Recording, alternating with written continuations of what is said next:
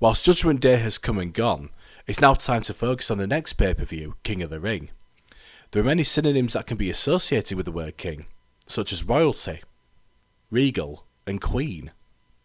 Fitting because of the announcement made by the Commissioner William Regal that the World Wrestling Federation has been requested by the Queen herself to put on a pay-per-view in London. As a goodwill ambassador and the superstars of the WWF prepare for Queen's request next Saturday, the 2001 King of the Ring tournament started on Raw with qualifying matches, as the main event pitted last year's King of the Ring winner Kurt Angle against last year's finalist Rikishi. Does lightning strike twice in the main event?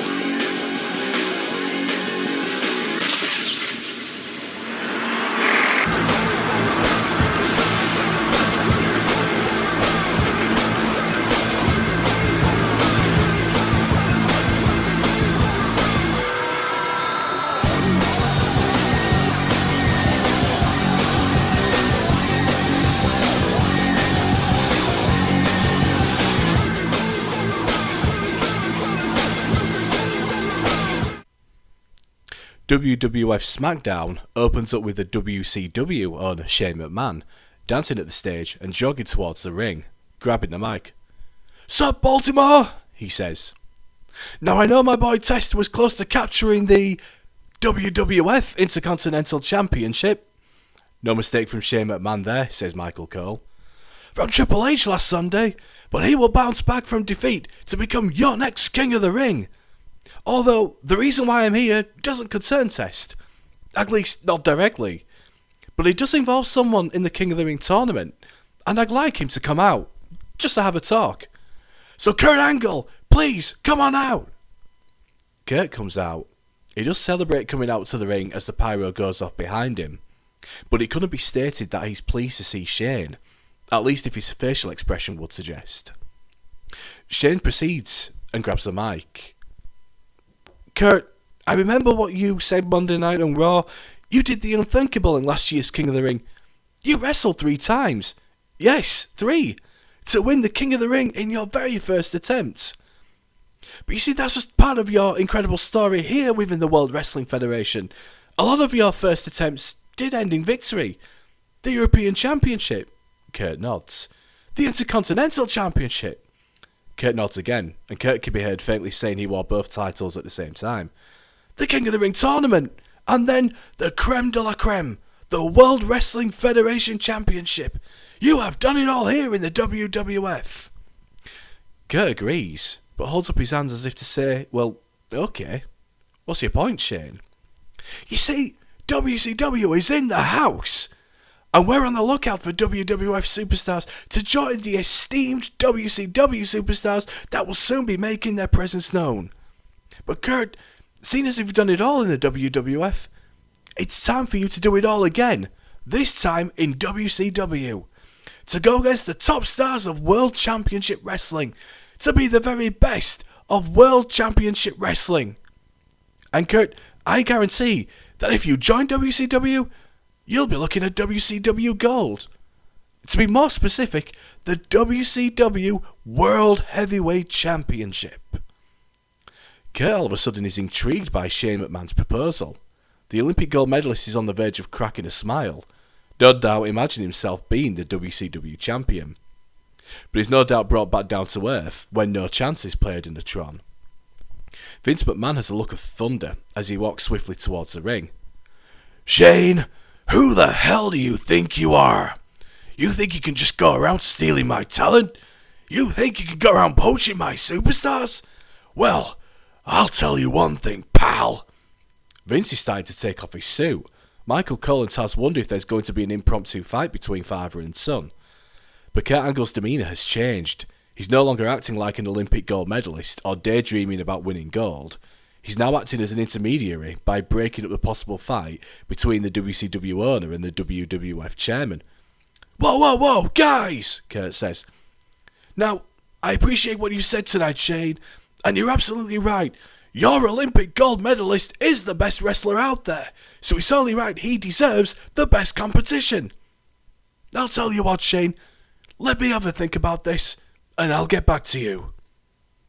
It's as if Vince has forgotten that he's in a war with his flesh and blood, because his anger is now fixated on Kurt Angle. The Olympic gold medalist tells him to calm down, even offering to help Vince through the ropes, and it can be heard through the camera that Kurt says he needs to talk to Vince privately.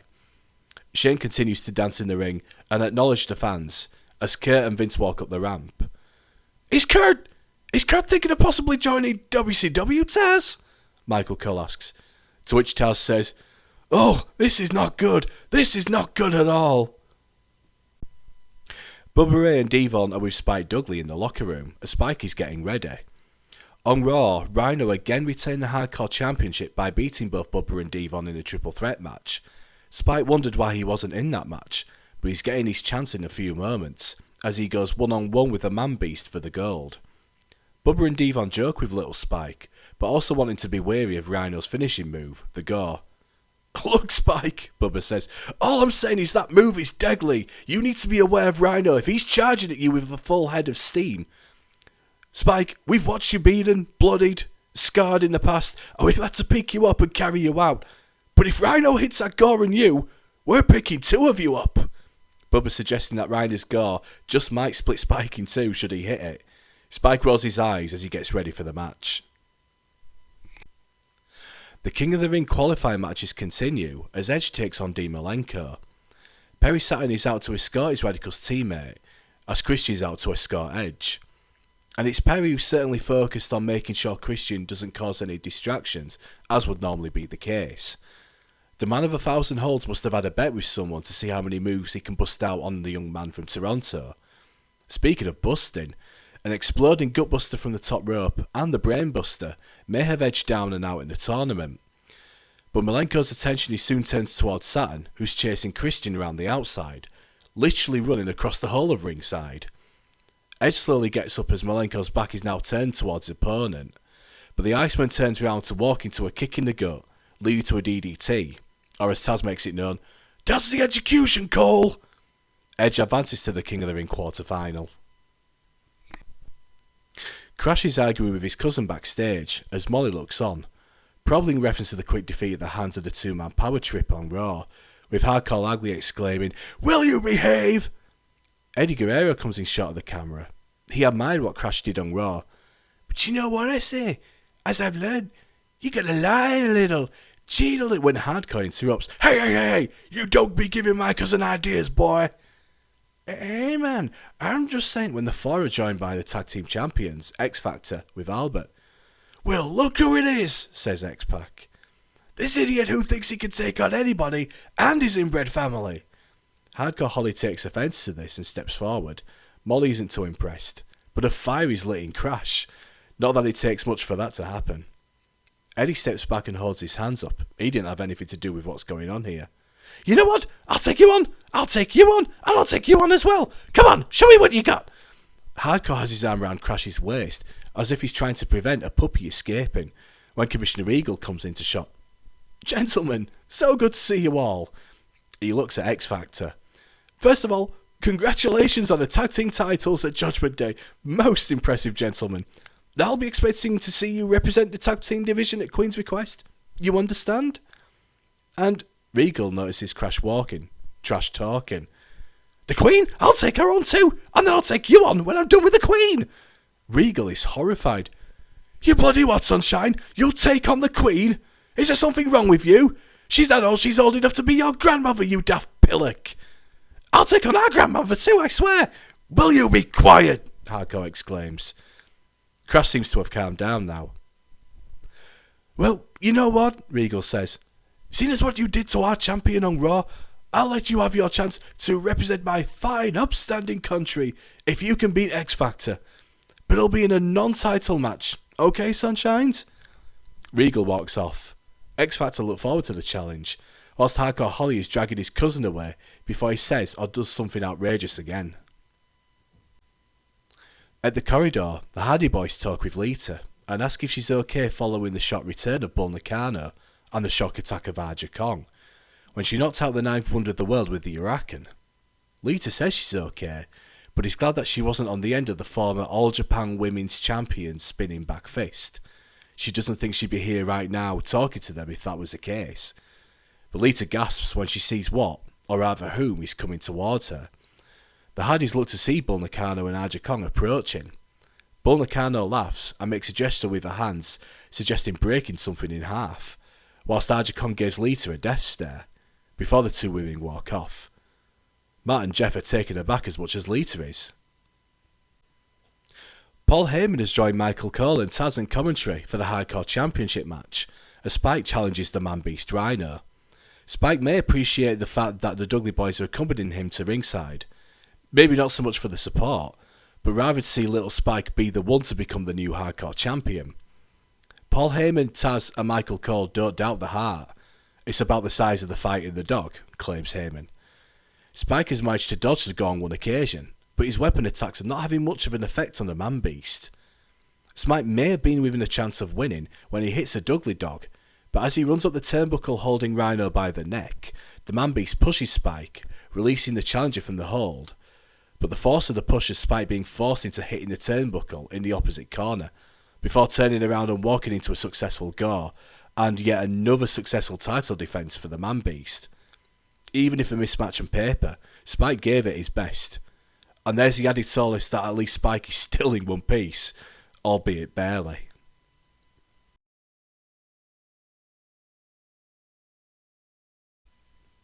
Rhino celebrates retaining the Hardcore Championship and leaves the ring near the commentary table, when he's interrupted by the Titantron again. It happened this past Monday on Raw, when it was revealed that Rob Van Dam will be making his debut next week on Raw, and it's happening again here. Rob Van Dam again telling the audience who he is. Paul Heyman can't help but show his enthusiasm for Mr. Pay-Per-View to make his debut, but as Rhino is ringside near the commentary table, he's overheard the former ECW owner say this, and he isn't best pleased. Paul Heyman, now noticing the Hardcore Champion, is all of a sudden quiet, as Rhino moves closer towards him. In a desperate attempt to hopefully de-escalate the situation, Paul Heyman talks about Rhino's accomplishments. "But let's talk about this guy! This guy was the last ECW champion.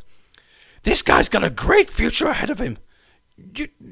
Even better than Rob Van Dam. Rhino's getting closer. This guy is the big effing deal. He'll beat anybody when he hits the gore. Heyman's words seem to have had the desired effect. Rhino nods at Heyman, smiles a little, and then heads back to the entrance holding the Hardcore Championship. Michael Cole seems to think that Rhino might not appreciate the attention given to the upcoming debut of Rob Van Dam. Vince catches up to Kurt as he's walking backstage. Kurt! The chairman catches up to the Olympic gold medalist. What are you doing? Are you seriously thinking of Shane's offer? I mean, I mean nothing but good to you here in the World Wrestling Federation. Now, if it's competition you want, or if it's gold, then... Is that what it is? Gold? Because if you want a shot at the WWF Championship, then... Angle holds up his hand to suggest Vince stop talking. Mr. McMahon, now, I agree with everything you've said. You and your family have been good to me. Even Shane, before this whole WCW thing, whatever that is. Anyway, what Shane said really resonated with me. If I join WCW, there'll be competition. And no offense, Vince, I've beaten all my competition here in the WWF. Oh, it's true. But there'll be new competition if I join WCW. That sounds integral to my success here in professional wrestling. And we both know that's one of my 3 I's. Integrity. I need to have a think about it, Vince. But in the meantime, I've got to talk to Edge and Christian. Christian's upset about not being entered into the King of the Ring something. But I'll have my answer for you on Monday night on Raw, okay? Vince's facial expression suggests he's fearing the worst. And it isn't helped when Shane McMahon comes in before Kurt walks off. Hey, sorry to interrupt. Vince, wanted to add one more thing. Make sure you're on your best behaviour tonight, because Linda's watching. See you soon, Kurt. It seems Michael Cole and Taz are also fearing the worst when it comes to the American hero. Mick Foley is walking backstage, and he meets Jim Ross and Paul Heyman at the curtain. When they ask why Foley is here, he mentions that he's concerned for the health of China. The Ninth Wonder of the World isn't here tonight, unfortunately, because of the attack by Aja Kong on Raw. Foley and China have had a close relationship, of sorts, and Foley wants to see if there's been any updates by catching up with Lita and Trish Stratus. Heyman jokes, stating any excuse for Foley to see Lita and Trish, to which the Hardcore Legend doesn't make any effort to deny. In good timing, Foley greets and hugs Lita and Trish as they walk off to talk privately, as Heyman looks at JR and points at Foley walking off with 2 gorgeous ladies. Now, how does that happen? The Hollies are out for their non-title tag team match against the champions, X Factor. Again, before the fans realise it's the Hollies coming to the ring, Crash is already in the ring, lifting up his arms, jumping up to the middle turnbuckle, whilst his cousin is walking down the stage, but not having it made to the squared circle yet. Molly's behind her cousin too. Crash is eager for X Factor to come down, and X-Pac obliges in Crash's challenge, so X-Pac runs to the ring and the two exchange right hands. When X-Pac is in control, Hardcore demands a tag from Crash, to which Crash denies the tag. There's no way he can do this on his own, Cole. It's a tag team match, for God's sake, cries Taz. Crash is not faring too well against Just Incredible, but finally sees the bigger picture by tagging the bigger cousin. Far from the plucky lightweight that is Crash, the powerhouse Hardcore Holly is giving his team momentum with his grappling ability. He's the biggest man in this match, if you don't count Albert at ringside. Just as well, Albert sees things are not going X Factor's way and decides to come in the ring. It's a bad move by the big man, as he walks into an Alabama slam. The momentum of the slam has pushed Hardcore back to his corner, with Crash slapping his cousin on the back and the referee seeing the tag. Hardcore is far from impressed, but he's unsure if X-Pac seen the tag. Crash has come as behind X-Pac, forearm has sent the Mobile through the ropes, and just like that has stolen a victory. Just Incredible hasn't even come into the ring to prevent the pin, probably thinking X-Pac must have had it in him to kick out.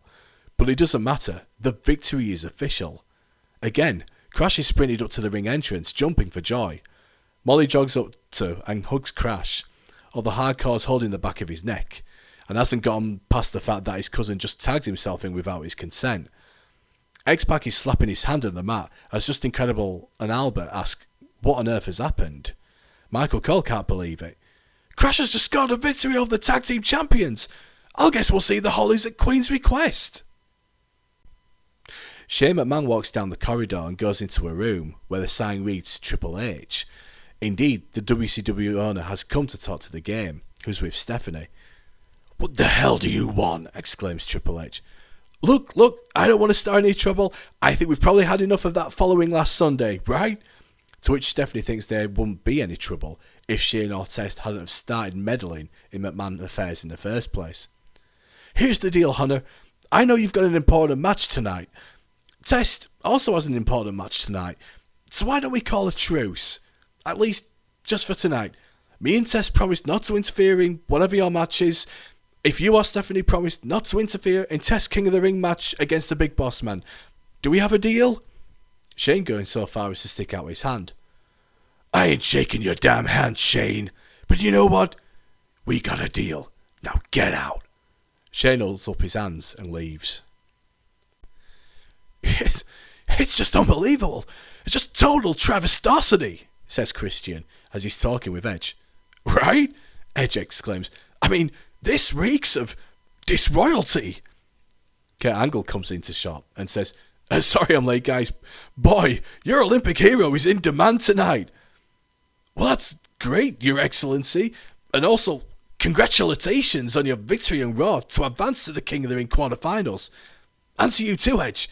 I'm happy for you both, but how come I never got to be in the King of the Ring to begin with?" Angle suggests they head to Regal's office so they can discuss the problem in person. The commissioner sat in his office, again looking at the top drawer that he was talking to last time, but the camera pans to show he's talking to a picture of Queen Elizabeth. "Just marvellous, darling. Just you wait. You're going to love when The door opens and Regal throws the picture in the drawer and shuts it, like a kid caught with his hand in the cookie jar. Edge, Christian and Kurt have noticed something afoot, but the conversation is about Christian not being in the King of the Ring tournament. Regal checks his pad and looks at his notes and says, "Good golly, alright. So, no Christian in the King of the Ring tournament? Oh, this is indeed a travesty." To which Christian replies, "You mean a travestosity?" Which Edge and Angle nod at. "Yes, I guess it is." "Well, I'll tell you what. I'll give you a chance to be in the King of the Ring qualifying matches if you can beat..." He looks at the list and says, notices a particular name. "Oh, how about Chris Jericho?" Regal's smile ever increasing. Christian says that's fine, and the three leave. They open the door to find Jericho stood outside, and when it looks like they're about to brawl in the commissioner's office, Jericho looks to his left. He's not alone. He's with the rabid Wolverine. Glass Shatters plays in the Tron as the WWF champion Stone Cold Steve Austin is walking down to the ring with Vince McMahon. Austin is staring at the audience, arguing with a few of the fans, as Vince takes to the mic. "Now, I've not had the best of starts here, so you people better not piss me off," he tells the audience. "But I've come to clear the air, and Stone Cold, I'm glad you're here to prove what happened was just a one-off situation. You see, Monday night on Raw, when Austin, Triple H and myself were celebrating victory, the lights flickered then went out, but then they came back on again within a few seconds. That does not happen without my say-so, and furthermore, does not happen when I'm the one in the middle of the ring. And I've spoken to our electricians and the people who were charging the building or whoever was at Pittsburgh that night, and I'm going to let it slide, because that's what kind of chairman I am." Michael Cole doesn't agree. He thinks Vince has probably fired all the people responsible for the accident. "But a warning to Baltimore tonight, and any city that we're in from here on out, if this happens again without my say-so, you're fired. Anyway, just to demonstrate to you why you shouldn't cross the boss, let's see the lights flicker out now, eh? Go on." The lights remain as they are. No flickering, no lights out. "Very good. Now, introducing your WWF champion, Stone Cold Steve Austin." The Rattlesnake now takes to the mic.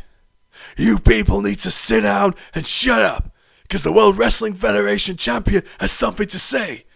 You will learn not to cross the boss, and you will learn not to mess with a rattlesnake.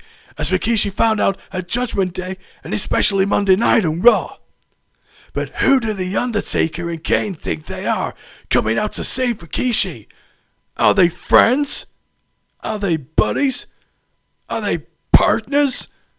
Stone Cold Steve Austin is minding his own business, and the Dead Man and the Big Red Machine see it fit to interrupt my business? Well, that's just something you don't do. Again, Michael Cole not agreeing with a statement, this time from Stone Cold. Minding his own business? He was interrupting Rikishi's business. Give me a break. Austin then holds up the World Wrestling Federation Championship. You see what this is? You see who I am? I am the World Wrestling Federation Champion, and therefore I should be treated like the World Wrestling Federation Champion. And Undertaker, Kane, you have no business being involved with the World Wrestling Federation Champion, even though Stone Cold Steve Austin can beat you both. That's right, if I wanted to, I could beat both The Undertaker and Kane in this ring at the same time, because that's what kind of champion I am. I am a fighting champion. I am a man's man. Hellfire and Brimstone interrupting Stone Cold Steve Austin's promo as the Brothers of Destruction made their way down to the ring. Michael Cole notes Austin completely disproving his theory, as the WWF champion and the chairman of the board leave the ring at the same time when the Brothers of Destruction enter the ring, as McMahon and Austin walk upstage. Where are you going? Undertaker asks. Hey man, I believe you. I really believe you're a fighting champion. Come on, how about it? Put the title on the line tonight against one of us, or both of us. Austin replies, You want a title shot? To Taker, and then looks at Kane. You want a title shot? You both want a title shot? Well, okay, you got it. Cole and Taz are shocked. Even Vince is shocked that Austin is putting his money where his mouth is. Just not tonight. Oh, come on, exclaims Cole, to which Taker rolls his eyes, whilst Vince smiles with glee. But I'll tell you what, I'll see both of you guys in the ring tonight. Austin and McMahon leave, but it's unsure as to what kind of match it is that will feature Austin, Taker and Kane. In the second of tonight's King of the Ring qualifying matches, Shane McMahon's boy Test is put to the test against the Big Boss Man.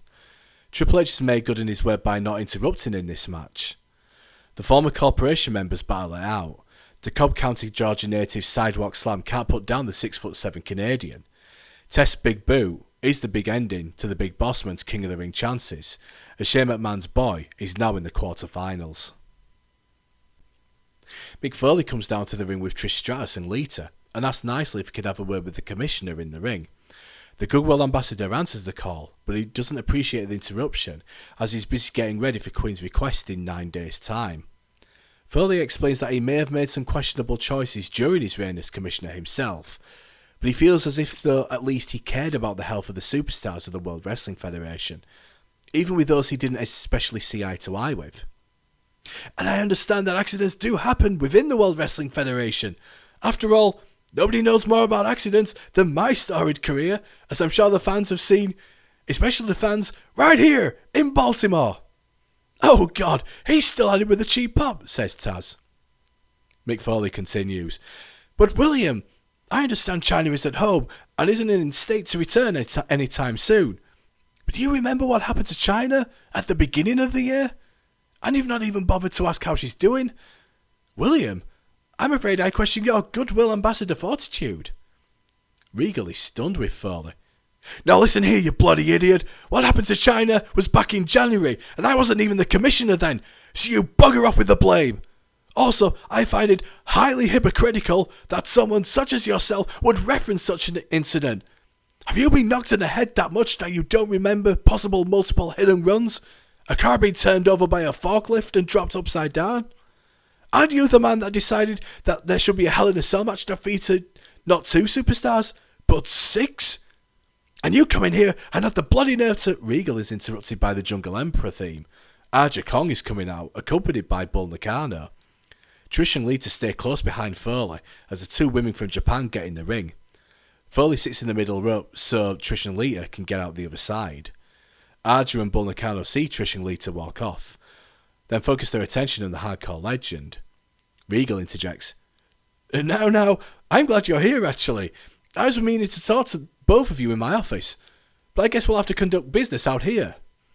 I'd like to offer the chance, Arja, for you to represent my home country at Queen's request by putting you in a match. Arja Kong stares at Regal, whilst Bull Nakano nods at Regal and laughs. I guess that's a yes. Jolly good. In the meantime, I've also booked a match for you tonight, so why don't we have that match right now? He looks at Foley. Oi, you! Get out the ring! Go on, bloody well get out! Regal and Foley get out of the ring at opposite ends, as it's announced Arja Kong will be taking on a local competitor, the name displaying on a Tron as Little Genie. Whilst Little Genie is coming down to the ring, a quick recap from Raw of what led to this moment is played.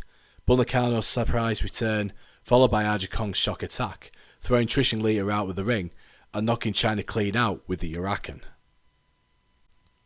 In the same way that Chyna used to do back in her DX days, that is, grab her opponents and throw her around like rag dolls, Arja Kong is throwing around her opponent, known as Little Genie, around the ring. Even when Little Genie throws a couple of forearms whilst being picked up by her opponent, the attacks are having no effect. She might as well not have bothered. Arja hits the Huracan to knock out her opponent. Taz notes the size and the strength of Arja. He's never seen most men that size, let alone women. Regal comes back to the ring, giddy about the upcoming UK pay-per-view Queen's Request, and is looking forward to the show. He says he's going to be bringing a few friends of his own to the event. Yes, this is the World Wrestling Federation, but it's not the American Wrestling Federation, it's not the Canadian Wrestling Federation, it's the World Wrestling Federation, and that's why you will see the best at the World Wrestling Federation at Queen's Request. The best of America, the best of Canada, but more so, the best of Britain. Thank you. Crows interrupts Regal before he puts the mic down, as Raven comes to the stage with a mic of his own. When Britain first, at heaven's command, arose from out the azure main, this was the charter of the land, and guardian angels sung this strain. Rule Britannia, rule the waves, Britain never will be slaves. Regal is impressed with Raven's attempts at British patriotism, but it turns out that's not Raven's intention. Britons never will be slaves. Yet I stand here, shackled to the confines of backstage politics and not performing to the masses. What about me? What about Raven? Regal replies, puzzled. What on earth about you? Do you want a match at Queen's Request, Sunshine? Well, okay, you've got a match at Queen's Request. Could you wear something a bit more formal as wrestling gear? This denim leather stuff you're wearing is oh so 90s. Live in the now, dear boy. Raven laughs. Britons never will be slaves, as I shall never be a slave to your clothing choices. See you at Queen's Request, Your Majesty. Regal isn't impressed with the reply as Raven heads to the back. Edge and Christian's theme plays as the Ek part of Team Wreck come down to the ring. Christian in a few moments will take on Chris Jericho, but the three take to the mic. Baltimore, your current royal hero and again future real hero is here. Christian and Edge look at each other, looking unsure whether it's to Angle's bold prediction or the fact that the American hero has taken to the mic first, but they shrug their shoulders and let him continue. Now don't get me wrong, you two, I've no doubt both of you will get very far, and I'm sure it'll be one of you I'm fighting in the finals. Edge and Christian smile at Kurt and then point at themselves and then each other. Taz wonders which wrestler Kurt is referring to. Whoever Kurt is referring to becomes secondary as Christian takes to the mic to tell Jericho he's taking his King of the Ring spot right now, to which Edge replies that Christian winning will reek of royalty. Jericho's music hits and he's with Chris Benoit. Jericho also has a mic and he actually agrees with Edge, Christian and Kurt. The fact that one thing that they all have in common is royalty. Edge, Christian and Kurt are befuddled by Y2J's supposed compliment, except it isn't a compliment. The reason why they have royalty in common is because they're all a royal pain in the ass. Jericho rushes to the ring as Christian gets ready. Christian may have the managerial advantage, as Angle and Edge cheer on their fellow Team Rec member, and it's shown Regal watching from the comfort of his commissioner's office, cup of tea in hand. But having the cripple at ringside can ease the pressure of Y2J having to be aware of any possible tricks that Kurt Angle and Edge may have up their sleeves. A referee bump soon allows Angle to come in the ring, but he misses the clothesline of Jericho, and Benoit comes into the ring to hit the clothesline and take himself and Angle out of the ring. Meanwhile, Edge is readying the spear, but Jericho jumps over Edge, who ends up landing shoulder first into the middle turnbuckle pad and rolling out of the ring. But Christian is up, looking like he'll hit the unpretty on Jericho, only for Jericho to break free of the move, push Christian into the ropes, hit a clothesline himself, and then lock in the walls of Jericho. Christian has no choice but to tap. There's no one available on the outside as Edge and Angle are down. Christian taps, Jericho wins. He keeps his King of the Ring qualifying match alive. Benoit comes to the ring and celebrates with Jericho as Regal spits out his tea in disgust backstage. Benoit is in the ring celebrating with Jericho, whilst Edge and Christian are on the outside heading up the entrance ramp, unimpressed with the way the ending went down. But it's Benoit who now has the mic. "Hey, Christian, don't worry about it. I know how you feel. Not being in the King of the Ring totally sucks." Jericho laughs at Benoit's attempt to sound like Edge and Christian. "Hey, I wasn't even in King of the Ring either. But at least I'm not whining and crying and moaning and bitching and complaining." But speaking of whining and crying and moaning and complaining, that leads me to you, Kurt. Kurt is unimpressed with the implication. "Seeing as I've no plans for King of the Ring, and you do, let's just say, for old time's sake, me and you in a match. Don't worry. I won't demand you put your King of the Ring spot on the line. After all, what's better than being the king by beating the king, am I right? So how about it, you and me, next week on Raw, one final time?" Angle could be heard saying through the camera, You got it, Benoit. Your ass is mine." It's unclear as to what the main event would actually be, other than it involving Stone Cold Steve Austin and the Brothers of Destruction. It surely can't be a triple threat. Or a handicap match, asks Cole. Taz defends Stone Cold's honour by saying, well, he is a fighting champion, but Michael Cole isn't having any of Taz's arguments.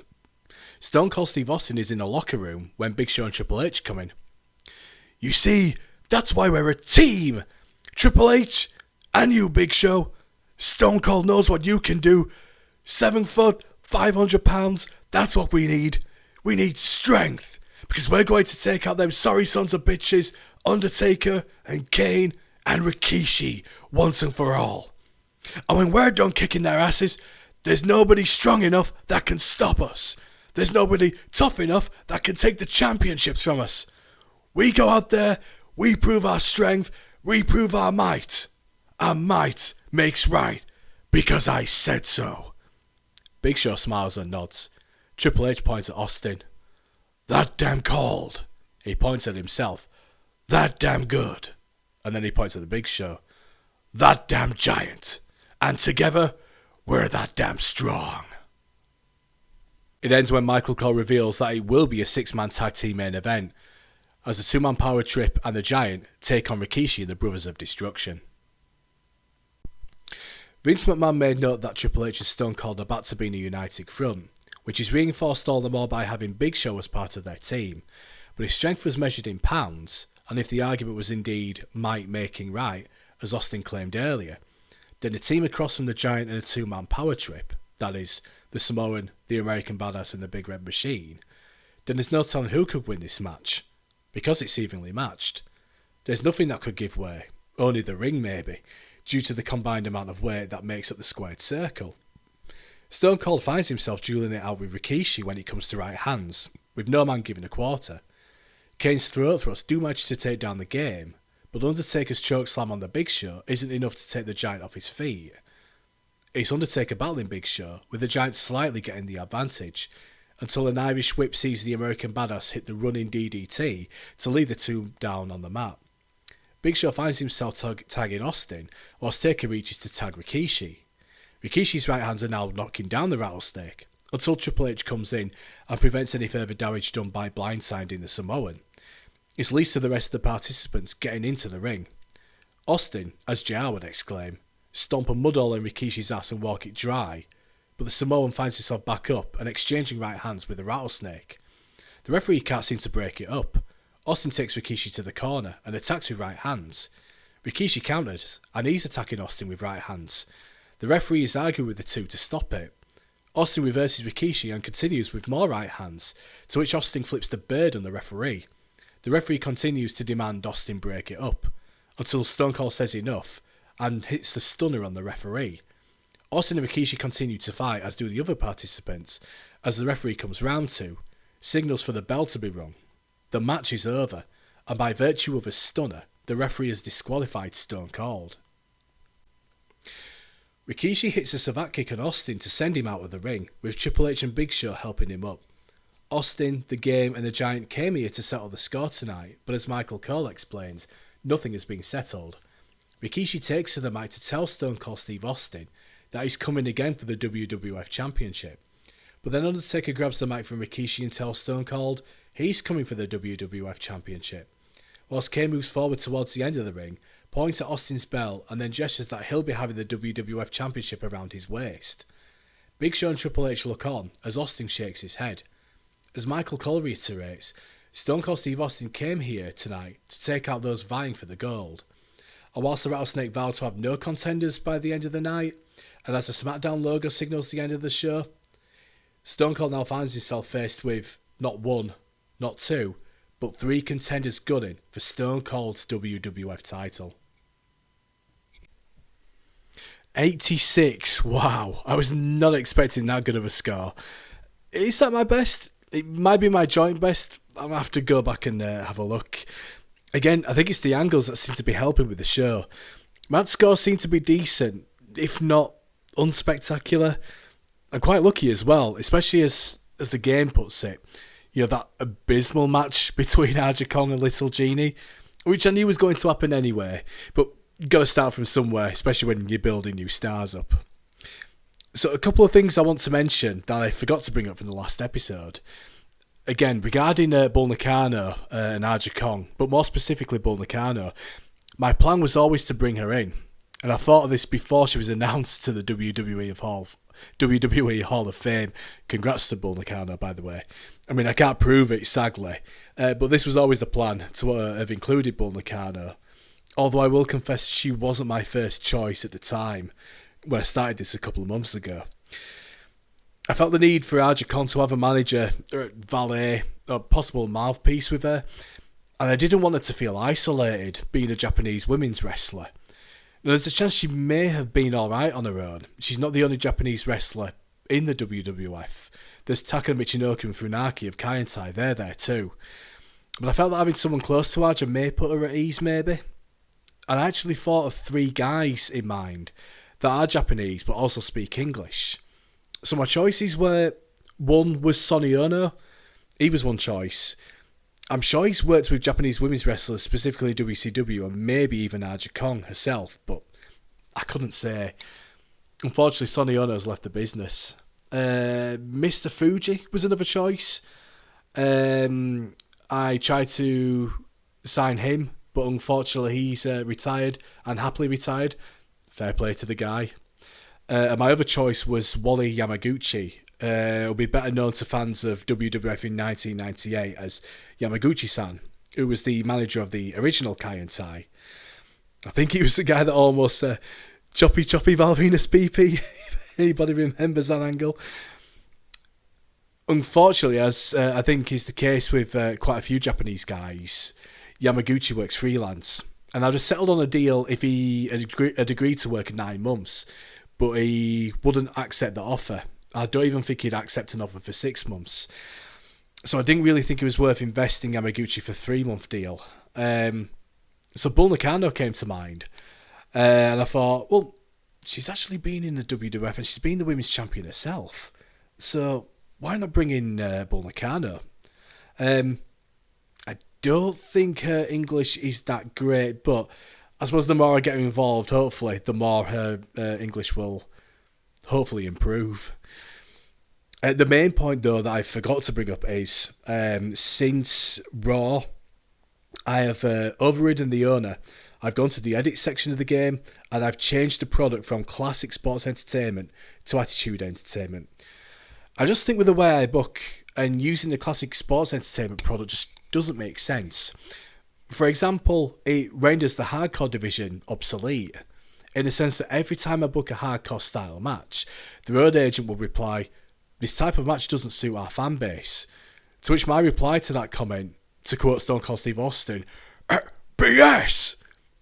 Using Attitude Entertainment style product allows me, or rather demands me, to put on a match style, one of which needs to be at least either hardcore or car crash or wild brawl or mayhem. So at least then I've got the expectation to at least book one hardcore style match. But the Attitude Entertainment product also expects me to have at least one storytelling match, just like Classic Sports Entertainment does anyway. So I don't see why I should be using a Hogan-led 80s and early 90s style product when I'm booking like an Austin and Rock-led late 90s and early 2000s style product. Again, to quote Stone Cold, So the road to the King of the Ring starts soon. We're halfway to finding out who will be in the King of the Ring quarterfinals, and we're just over a week away from the Queen's Request pay-per-view in the UK. So far, Raven is confirmed to be in action. The tag team titles are going to be defended. Surely the Hollies are in contention for a title shot. Thank you for the comments so far. And as one particular comment has been saying a couple of times, smack down that like button. As always, thank you for watching.